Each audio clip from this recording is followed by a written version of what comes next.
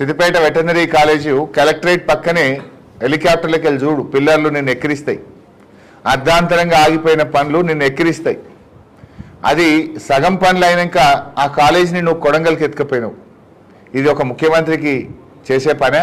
ఏ మొహం పెట్టుకుని సిద్దిపేట వస్తున్నావు?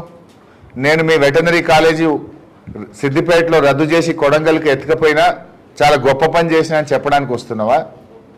మీ రంగనాయక్ సాగర్ టూరిజం ప్రాజెక్ట్ ఆపేసిన, మీ రింగ్ రోడ్ ఆపేసిన, మీ బీఎస్సీ అగ్రికల్చర్ కాలేజ్ బిల్డింగ్ రద్దు చేసిన, ఎస్సీ మహిళా రెసిడెన్షియల్ గురుకుల పాఠశాల భవన నిర్మాణం ఆపేసిన, మీ స్టేడియం పనులు ఆపేసిన, మీ 3 టౌన్ 2 టౌన్ పనులు ఆపేసిన, మీ చిన్న కోడూరు అల్లిపూర్ ఇల్లంతకుంట 4 లైన్ రోడ్ పనులు ఆపేసిన, ఇవన్నీ నేను చేసిన గొప్ప ఘనకార్యాలని చెప్పడానికి వస్తున్నావా?